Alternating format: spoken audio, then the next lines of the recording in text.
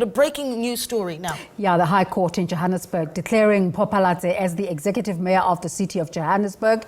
It also ruled that all the decisions taken by the ANC's Dada Morero as the city's mayor have been declared as unlawful, unconstitutional and invalid. Phalatse was ousted as Joburg Mayor during a motion of no confidence vote held last month, which saw Morero elected as mayor. Judge Keatley says the decision by Council Speaker Colleen Makubele, taken during the programming committee meeting on the 29th of September to schedule an extraordinary meeting of council the next day, is unlawful, unconstitutional and invalid.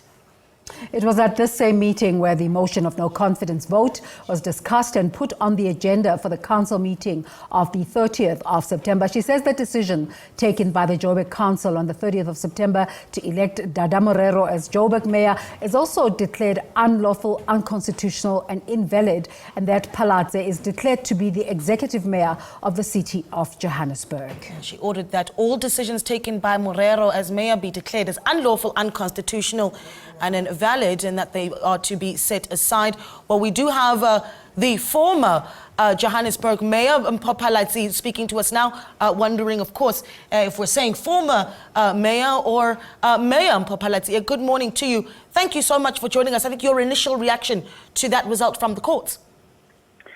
Well, I'm really relieved to know that there's still law and order in this country, that there's still democracy, citizens of free. I'm really relieved that we still have a security that holds the rule of law. This is a victory for our residents. It's a victory for democracy. It's a victory for the rule of law. General sentiment was that this is a losing battle. How do you hope to take this fight going forward? Well, we've always maintained that there's a legal battle and that there's a political battle. We've won the legal battle. Now we must fight the political battle. We will be fighting together with our leadership from the various political parties that remain in our coalition. We need to put our heads together and see what we're going to do to maintain our government. Well, going back to council certainly isn't going to be an easy one for the Democratic Alliance. I mean, what is the strategy now going back into council now that you do have that ruling by the courts? Well, we have been reinstated, so I am the lawful executive mayor of the city. The mayoral committee will also be reinstated. There are some talks at a coalition level just to look at whether we have everybody back on board or what that will look like. I will be calling a mayoral committee meeting tomorrow.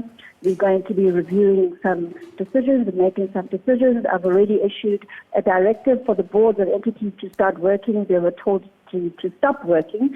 We can't afford that. Our entities are suffering. We've seen what our residents have been faced with in terms of water challenges and so on.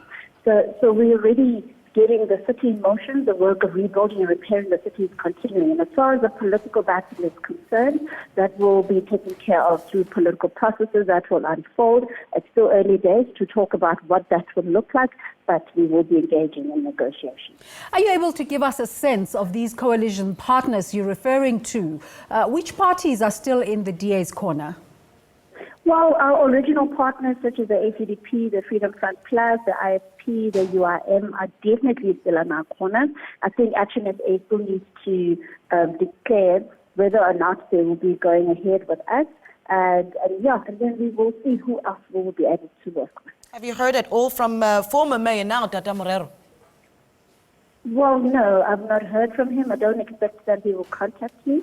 I think that the court has ruled and I just need to step into the office and get the work done.